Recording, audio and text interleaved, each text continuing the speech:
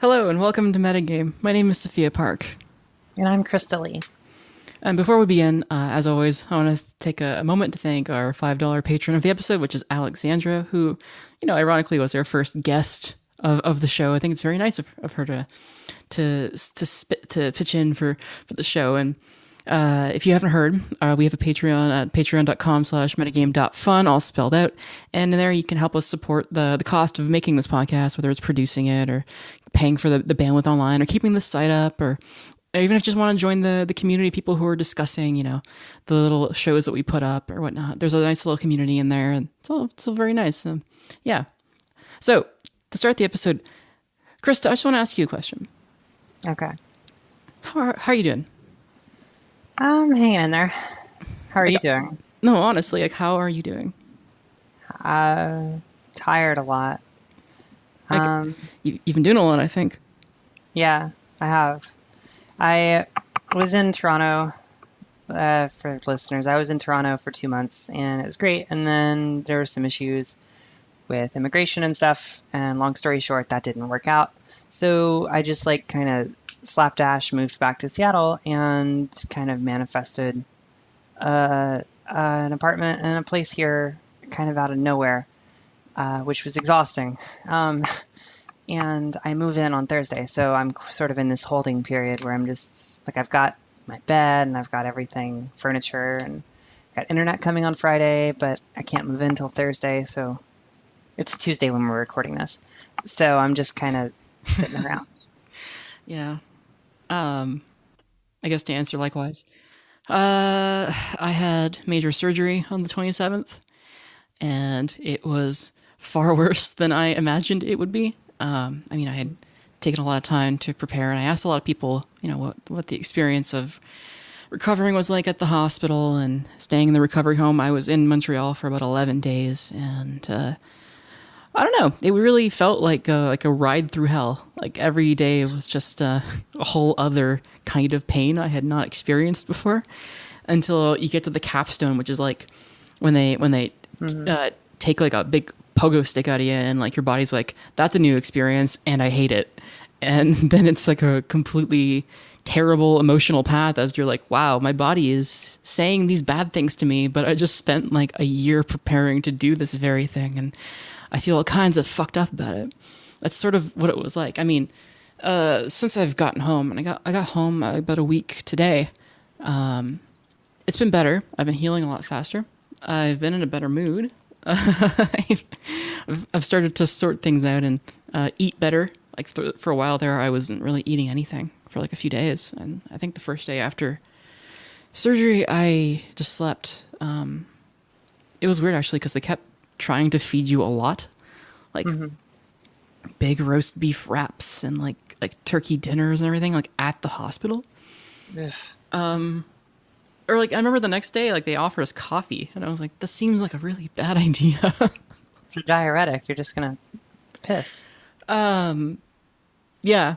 So basically, for me, I feel like I'm just in a state of healing, and I imagine on your end it feels sort of similar. Yeah, I'd say so. You know how it is for me in terms of like, okay, so our producer on our game, I was talking to him a lot when I was in the hospital, and he said that I seem to process everything very deeply and very personally and indiscriminately, and I hate being helpless. And he knew that about me, and I didn't even know that about myself, but sure. But I do know that I like to do a lot of things. And lately I haven't really been able to do anything except watch like Star Trek. We're in season 4 of Next Generation right now. Oh, good. We're doing a season every day or two, and that's a lot of sitting, and I don't like doing it. This podcast is probably the first time I'm actually doing something, and it feels great. It feels great to actually like pretend to be a person again. Well, good. Yeah, I've done a couple side gigs, just like little musical snippets for $50 here. Can you tell me? But just like, hey, I've got a podcast that needs an intro or some like stuff. Nothing nothing really exciting, and nothing like that I'll promote. Just like somebody needs something, some stranger needs something, and so I just write them a little 20-second snippet and send it off. Um, but yeah, I'm excited to basically as soon as I land at my apartment, I'm smack dab in the middle of Japantown, which is where I want to be, across the street from the Japanese grocery. So I'm basically going to go to the grocery, get a bunch of cooking stuff, and then a lot of coffee, and just hole up in my tiny little apartment and crank out music until I can't anymore. And I'm excited about that because, yeah, as part of healing, like finding outlets to like get that, like those feelings out and like be creative, even if they're not in that direction, but just in any direction, is a really, really helpful enterprise. At the moment, all I'm doing is playing Yakuza, so which That is great. ties really well into what I wanted to talk about today. Okay. We're really like crap walking our way into the episode. I really just want to talk about the role games can have in the healing process. Games as a kind of care, and the kinds of games that take that space. Because I have always liked these sorts of games in interactive media, but I haven't really been able to really group them under any particular auspice until like just now, and I've been like sitting around and just playing Forza Horizon 3 and Trackmania. And the way I would put it is that there are some games that are sort of meditative, and like some part of you that needs to like just gets busied, and the mind is still active and doing its own thing. Say you can put on a podcast so that you can focus on that while like, the instincts inside you are like clicking away and making sure you drive well. I think that they're really faithfully playful. That like there's no reward. There's nothing really beyond just allowing you to be occupied in a way that helps you put yourself back together. They align goals in the service of play as a tool of repair.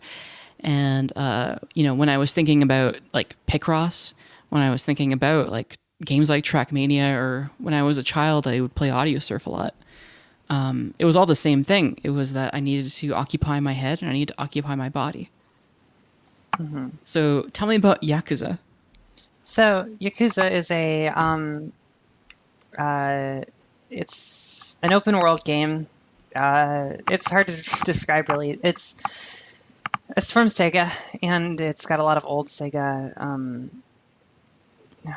talent working on it. So it sort of feels like kind of the more accessible like step cousin to like Shenmue or something, except it's much more interested in like the brawling and like combat aspects than Shenmue was.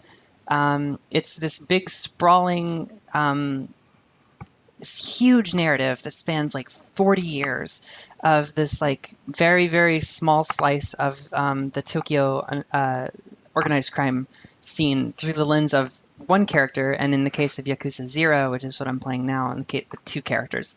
The one I'm playing is kind of an origin story for the other 6 games. But it scratches the same. I'm never really that much of a fan of games that are really heavy on writing. I don't really like games to be to lecture me their narrative. That's why I like Souls so much, for example. Even though, ironically, I love Kojima, so we all have our exceptions. But I like Yakuza is the first game that I've played that really strikes kind of the light novel itch that I think a lot of these games go for, where like I am just interested in watching these characters bounce off of each other for going on 60 hours now, and I'm just like in the middle of side questing, like having Kiryu. There's one where like I meet a woman who can't speak Japanese very well. She's from America, and she's a sex worker who's escaped from her pimp, and Kiryu misunderstands her, and he starts hearing her V's as bees. So he hears her say pizza, and he thinks that she means pizza. And so there's this entire mechanic system built around bringing this woman a pizza with its own music, its own like animations, its own 3D models, all of this stuff. There's an entire mission around that. And then you get to her, and her pimp shows up, and he's like, no, wait, I wanted a visa. What kind of idiot makes that mistake? And then somehow it just resolves itself, and then that's that little story.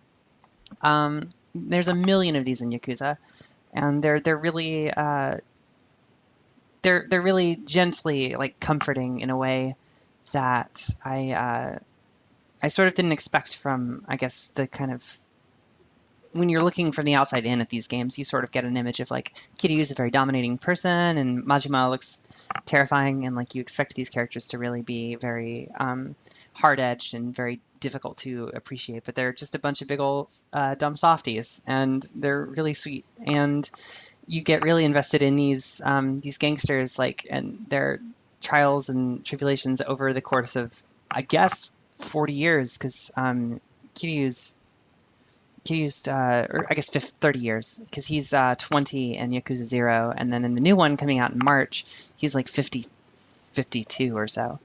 So, yeah, it's just like this big sprawling tale, I guess, which is really helpful when you're in this kind of low state where you just kind of want to veg out and like heal with something. My question is like, is it these little stories that you lose yourself in, or like how do the brawl segments sort of play into that? So there's a main narrative, which is that Kiryu does he collects money from for a debt collector, and that guy winds up dead.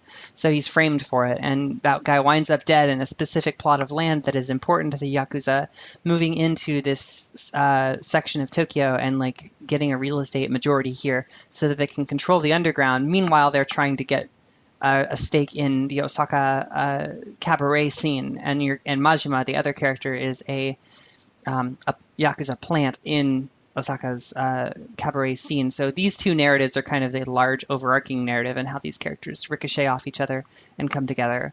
And then as you're just moving around the world, kind of open world GTA style, you'll run into like a living statue, and that guy's like, hey man, I really got to go to the restroom. Can you distract these kids for me?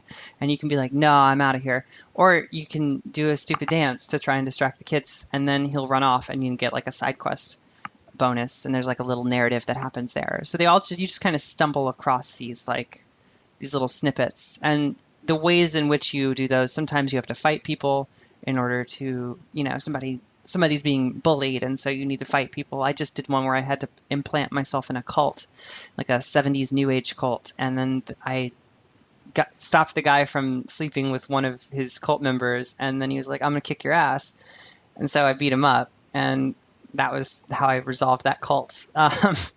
But they like all of these different systems and mechanics sort of interweave onto each other. Like the brawling is integrated in, and then there's also like darts and bowling and billiards and like 9 different kinds of parlor games. Outrun, Space Harrier, Fantasy Zone, Super Hang-On are in it, and like there's batting cages. There's all of these different things like karaoke, disco, all this like leisure stuff that you can do to kind of fill out this world and make it feel like you're a participant in kind of the leisure scene of 1980s Tokyo. But there's never really explicit like weight given in one direction or the other, besides the fact that it's a brawler game, so you punch a lot. Like if I could venture a connection, like it does seem like there's a similar attraction for you for these games with like little treasures buried under every nook and cranny. I mean, we had a lot of those this year from Nintendo that I personally saw you sort of like spend weeks in, whether it was Breath of the Wild or Super Mario Odyssey, the most troubling game of all time.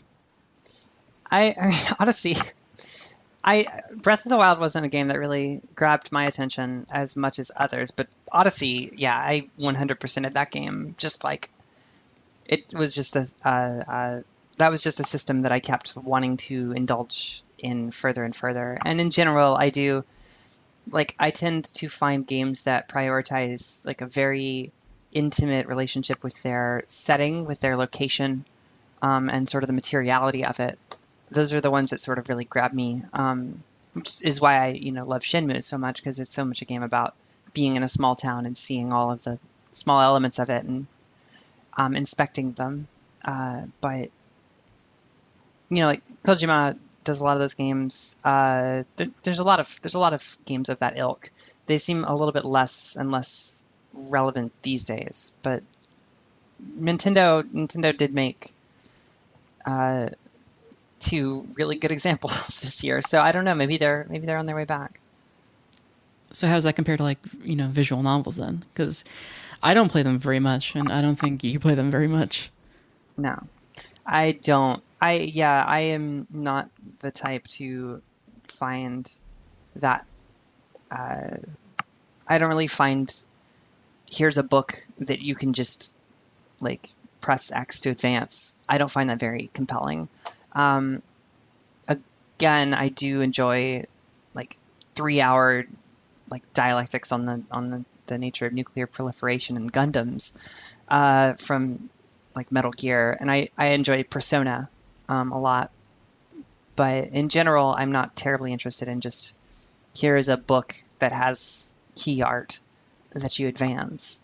And Yakuza has elements of that in it, but there's something away about the way that those little segments are integrated into the world exploration or integrated into the combat or into just how you interact between these characters. And there's even like different, you have just static shots of the characters talking, and then also obviously you have cutscenes, but then you also have these very like stylized like still images that will like cross cut between each other, and like they're very heightened and very emotional, and it feels like a rich tapestry of emotion that I don't expect or really get from like Persona or something that's a little bit more on the visual novel-y side. Okay, Danganronpa. one more question, and I promise I won't be grilling you anymore. Sure. So how does this fit in with your usual usual reliance on Crash Bandicoot to process? I I started with that again, and then I finally I beat the time trial level that I'd spent I think 9 hours on, and then there were still like 20 levels to go, and I was like, I don't think so. I don't But think I'm gonna do any more of this. but you spent like three nights on it. I did. I've spent a lot of time playing Crash Bandicoot in 2017, and I said no more. I need to do other things. I still have to play Nier, and there's only so much time in the year. So, But I think that's exactly what I'm pointing to. Crash Bandicoot specifically is this thing where it's like you're not even really like thinking of what you're doing. It's like someone put a Rubik's cube in your hand and you just sort of had at it absent-mindedly. But your mind wasn't absent. Your mind was focused. yeah, I described it on Twitter as using Crash Bandicoot to process is a lot like using a Rubik's cube to process, except the Rubik's cube is knives, because that game is very upsetting. And I just imagine just rubbing your hands all over knives is a lot like playing the same Crash Bandicoot level for 9 hours. It's not fun. But you're right. Solitaire is another game that I've used historically as kind of a healing thing. So yeah, I think that kind of engagement is really helpful. I think sometimes it can be a little dangerous, and I am myself a little bit reluctant to indulge it often. But I think right now it's fine for me. I'm not a completionist at all. I tend to be almost like absurdly goal oriented. Ariel, kind of my partner, gets a little concerned when she sees just how much I don't care about a world. Like when I was playing Zelda at the start of the year, I was just like beelining for the 4 little dungeons and then the castle, and then I was done. I was like, oh, whatever, let's just get going. And I don't know, it never really appealed to me to be like, oh, I'll go peek over there. I'm not done till I'm done. Because whenever I did do that, it started to feel increasingly like work. And once it starts feeling like work, that you're not relaxing, you're getting anxiety. The weight of the task, because every game is going to be a checklist of things to do, just sort of to fall on your shoulders and get a bit heavier. Instead, it happens to be like for me, games that are like way gentler about the task at hand. I mean, the task is very simple, and they just leave you to it. I mean, right now, like right now in this moment, it's just Forza Horizon 3, which is not really something I thought I would ever play because I'm not a big fan of cars. Hmm. But Are you it's coming out against cars? sorry. You're coming out against cars in 2017. I've been against cars since I was 12. Because I was a big Wow. cyclist, and when you have to share the road with them, you're just sort of cursing at them. Hmm. Yeah. So Forza New Horizon cars. 3, all it is the same simulation driving game that Forza is, but in like a sort of like do whatever you want kind of land, and you set your own goals, and the only thing you can really do is jump off hills and race. And if all you do is jump off hills and race for like 8 hours, you're going to burn out on the game and you're never going to touch it again. I was Hmm. reading a review by Jeff Gersman when it came out in 2015, and he reviewed it under that style, and he was like, "There's not much here if you do it that way. You have to come back to it a little at a time." I'm not sure if that's a useful caveat, or if it Hmm. just really points to how little Forza has to offer besides the driving. But the driving is good, and they have a lot of cars. They have a Hot Wheels expansion if you want to drive on a Hot Wheels track. Sure. All I did was I paid $5 to get my childhood dream car, the 1990 RX-7, and I've just been using that car and only that car of the 500 cars, and basically been driving that everywhere. Apparently, that's the car of like an anime character Probably from like an from initial D. from Initial D. Apparently, the Yeah. main character's car is an RX-7. I don't know what that has to offer. All of the little designs you can pick for that car in the game are just his car, and like I thought it was kind of like like neat, but then I was like, wait a minute, why would I be driving around with a signifier of a show I've never seen? That just seems like the ultimate in like postmodernism. It's like, oh, it's cool. It's in an anime I haven't seen. I'm driving around with it because it's supposed to have sentimental value that it has none of for me. Hmm. Yeah, I don't know. Anyway, so all I do in it is just like I drive, I run into things, and I race, and then I put it away for an hour, and then I feel a little bit better, and I put on a podcast while I'm doing it, or I just sort of chat because you don't have to do a whole lot of thinking. There's a big driving line when you're driving that tells you how fast to go or how to position your turn, and you can rewind it if you need to. So it's really handholdy. You can turn that off, but yeah, I guess I'm just trying to understand my own attraction to it right now. Just because it so usually isn't, but it's what I need right now, I guess. Yeah. Well, what I found, so like for me, there's two different kinds of engagement with a game. And you kind of alluded to this. There's a lot of games that feel like kind of a part-time job for me. Like the idea of playing Final Fantasy 15, it feels exhausting. Like just thinking about it makes me tired because like so much of that game is like go here and do this and then you do that and then after 7 hours of doing that you get a cutscene and then you keep going. And something like Mario Odyssey or Breath of the Wild, I guess, depending on where you fit, wherever you prefer to. Breath of the Wild is more of a Skyrim type thing, which is why I didn't really jive with me. But Mario Odyssey, the joy of those games is kind of in the doing. When you complete them, they don't really give you anything. You actually get a poop when you 100% Breath of the Wild, and when you 100% Mario Odyssey, the game just says, "Hey, thanks." Uh, and the same is kind of true of Yakuza. There's, like I said, there's kind of the overarching narrative that Yakuza has, but all the characterization, all of the like scenes and moments where you get to know Kiryu and get to know Majima are all kind of nestled in these like weird interactions with the weird pervert dude who keeps like running around looking for telephone cards so he can get off, and like this girl over here who's trying to like, or this guy who's trying to propose to his girlfriend using like a crossword puzzle, but she doesn't want to hear it, and like all these different little moments and vignettes are where you actually get an understanding of these characters, and spending time with those characters is itself enjoyable, just kind of like in the tradition of all the best soap operas, right? So I find that like similarly, I imagine Forza Horizon is it's like sure you can do races and rack up points and like get whatever, and those things, I guess those meters go up and that feels good if you're that kind of person. But for me, just having the opportunity to play on like a race on a Hot Wheels track would be itself fun and rewarding. And if the game incentivizes that, properly, then that itself is enough to keep, I guess, me just kind of vegging out with a thing gently for a long period of time. And I think that's really valuable as a healing mechanism. I have another example that sort of soured on me. I guess going back to the usual pool, but Guild Wars 2 really changes on you because when it opens, the core game is about just sort of following your own curiosity. It's about exploration.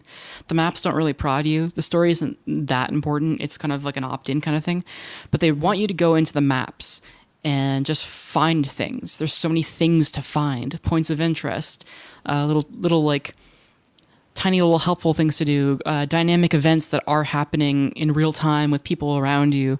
And you're supposed to just chase that for your first time through the game until you hit maximum level. But then once you do, and once you have completed that, the game just is like, hey, so here's what you can do every day from now on. And what you can do every day from now on is go collect those resources, and we'll give you a nice little pat on the back and some achievement points. And you do that day in and day out. Or like, what if you just did 40 dungeons? Like, okay, sure. Like it drops its own premise as soon as you've exhausted itself, and it's like, well, why don't you just do a little bit of that again and again and again, and then we'll give you this nice glowing shader for you. It works on some people. I don't think it works on me. I'm just sort of disappointed by how quickly it dropped it. I mean, it's not really quick. I mean, if you're actually going to do that completion stuff, it takes about 100 hours, which is sort of astonishing. But, I mean, I don't know. MMOs are always the game that promise you everything.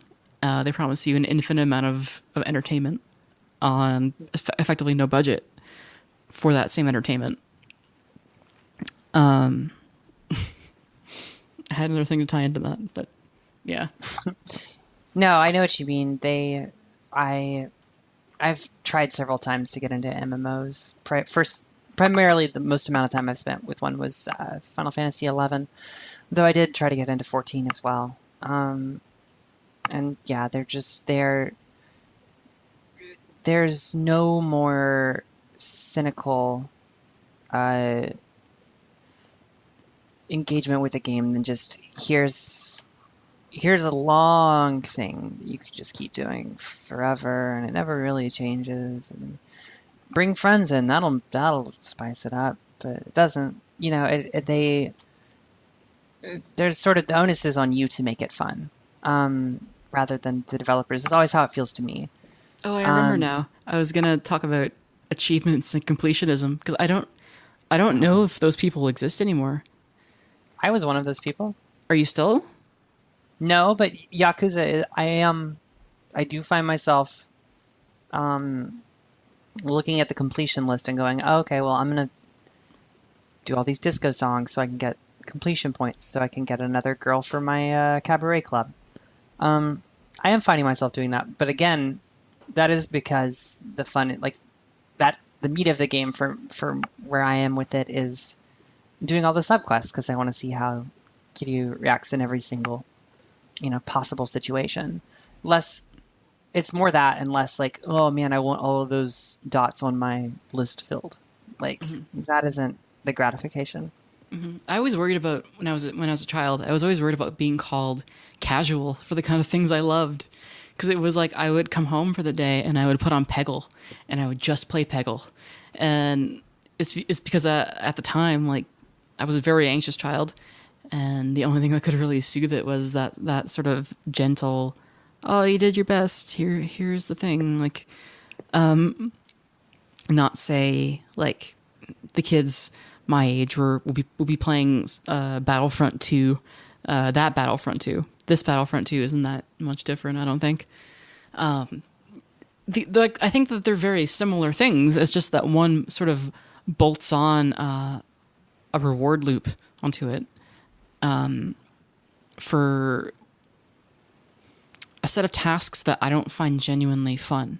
Like, I would always play Quake 3 Arena and not like, the modern version of like CSGO or something, because Quake 3 Arena, the act of playing it was fun, and the act of doing a round of like CS:GO or something, it didn't really satisfy me. It's why I fell out of Overwatch 2. Yeah, It same. it caused anxiety, and it was rewarding me for that anxiety. Yeah, Overwatch is so loud about all of the things you're receiving every time you just play it. And I really wanted to just like back off and just like, okay, let me play the thing and shut up about it. Uh, like every time I get a loot box, like there's this moment of like, wait, what? Okay, so you gave me things now. I have to choose a thing. Like I didn't ask for this. I just want to be a cyber ninja and like competitive shooter. That's it. That's all I want. Um, and yeah, I find that whole like I guess that's sort of the paradigm for multiplayer right now. And I just remember spending hours and hours and hours playing fucking Half-Life 2 Deathmatch to the most useless. Like you're not going to get what esports for. There's nothing. Nobody's playing this except people who really. This was like 8 years after Half-Life 2. I want to shoot toilets. I wanted to shoot toilets, and I wanted to get really good at crouch jumping as as a horizontal movement gesture. I was really invested in like learning how to crouch jump so that I could move across the map horizontally faster, which is a really weird thing to like really weirdly specific. But that's me, I guess. But yeah, I don't.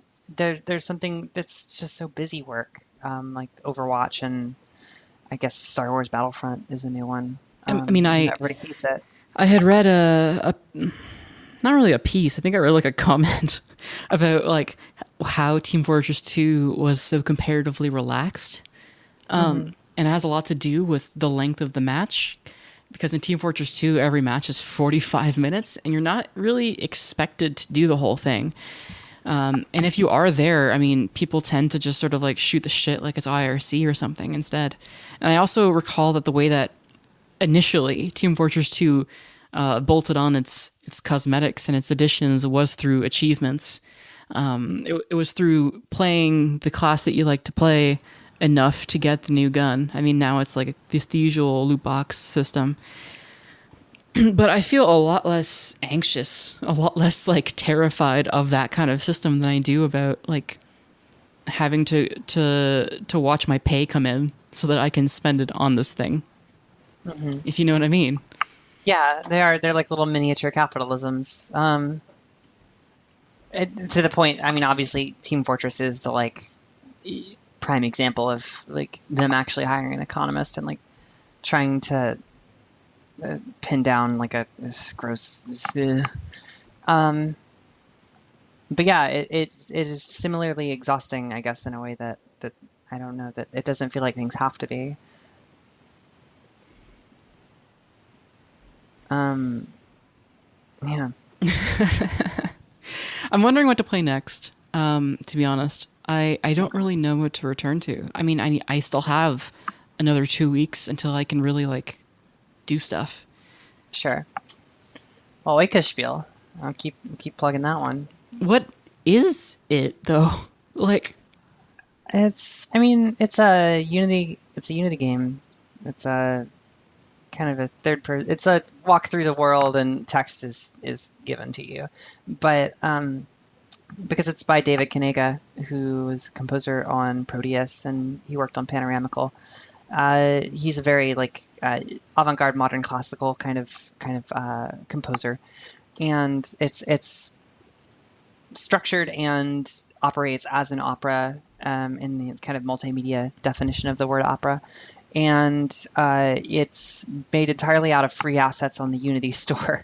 And it's this long form, like postmodern diatribe on capitalism and unionization in the game industry and how important like workers' rights and things are, but positioned as an absurdist opera about dogs and this like future corporation which exists across linear time. And like, it's very infinite jest, but with like nonsense MIDI horns screeching at you constantly.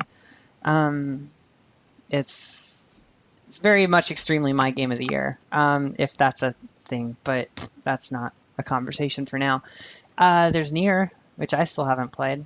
I really want to. Need to like Yeah. figure out if I can like sit in a chair long enough to get on my computer for that. Yeah. Well, we'll talk about that in a bit. Um, I'm gonna say it again. I haven't heard a single person in the game industry mention Oikospiel who isn't you, which I when it think came out, is like really strange. well,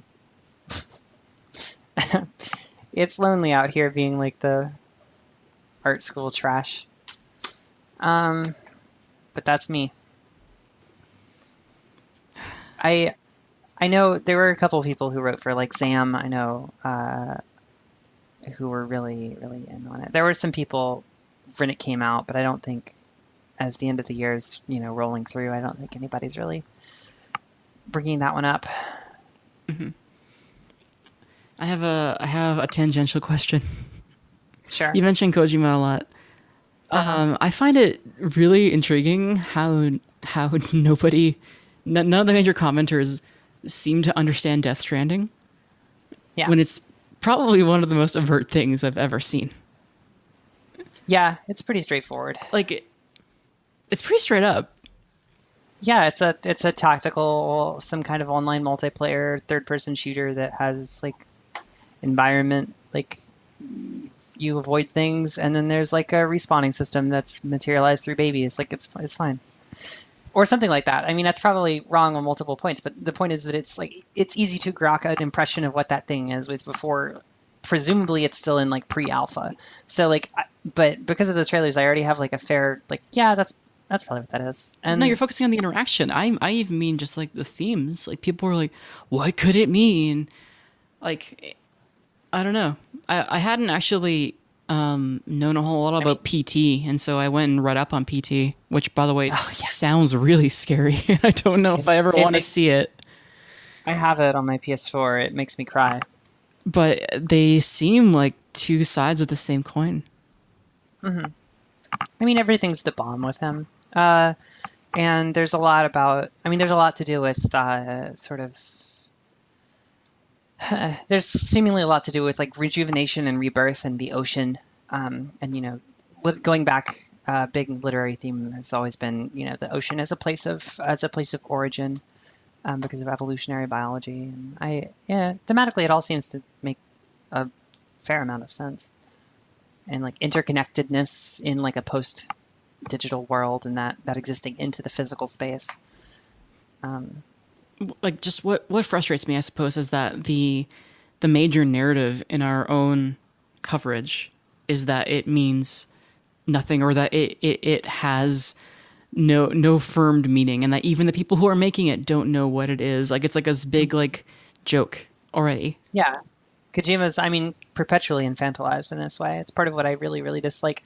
Like even and one thing I'm really thankful about with Death Stranding is that so far there has not been a woman introduced to be killed off as an example. I'm sure there will be, and I'm sure she will be killed off to make an example out of her. Because it's Kojima, and that's what he does. It's possible we don't need them anymore because the babies are being carried by the guys now. Yeah. It's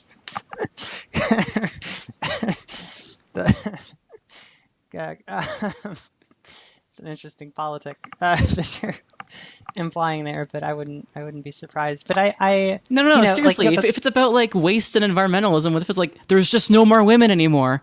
Like, period. And we just found a way to like perpetuate humanity by repurposing the same life essence in ad nauseum. Yeah, and it's pretty chill about it. Thumbs up. Yeah. Thumbs up. I love that thumbs up, baby. But yeah, I don't know. It's Death Stranding is something that has been really appealing to me, partly because I like Kojima, but mostly because similar to how Twin Peaks was, I think, a bit of a will be looked back on as kind of a moment of like, okay, the avant-garde can exist in the mainstream. Death Stranding is so unabashedly it's so unafraid to just have a baby inside Norman Reedus' throat and be like, yeah, this is like it might actually be a literal thing, but I imagine more it's just like visual, like he's just playing with kind of the visual like like palette that he's already established. He's got babies, he's got things inside of things, tubes, like he's just playing with that, and he's doing something a little bit wacky with it because he really likes tonal shifts. But I enjoy just how unafraid Death Stranding is to just give a hint of surrealism, or more than a hint, and just be like, yeah, that's what this was. And it's encouraging to see that on such a large scale. I think one thing that I haven't played much of Nier, even though I'm pretty sure it's going to be my game of the year, just by virtue of what it's talking about and how it's talking about it. But I've been really encouraged this year by seeing all the love for Yoko Taro as a writer and as a personality, because I think he's similarly approaching very, very heady themes with kind of a multimedia perspective that isn't necessarily bound to games or bound to one form, but is instead taking more of a large scale formalist approach that I'm, always here for. Mm-hmm. And I think with that, I think we might just wrap up then. Cool. Do you want to take us out of here? I can. Like Sophia said at the top, we have a Patreon at patreon.com/metagame.fun, DOTFUN. Yeah, that helps with hosting costs and stuff. So, and you also get access to the Discord, which is where you can chat. I have been super busy and have been not active in there, but you should join and chat, and I will pop in. Pop. We also pop just like that. We also have Twitters. I'm at twitter.com/ohpoorpup, OHPOORPUP. Mine is my name, which is Sophia Park with an underscore at the end. The underscore at the end is actually on your birth certificate, right? I should probably put that on there. Yeah, your brands are gonna get confused if you don't. It's better than Logan. Oh, it's up for Oscar consideration. Our website is metagame.fun. That one isn't written out like that. And if you have any questions, or if you have games that you heal with, I personally want to hear that. So send that in to letters@metagame.fun. Mm-hmm. And with that, I believe we're done. We're done. Okay, see ya. Bye.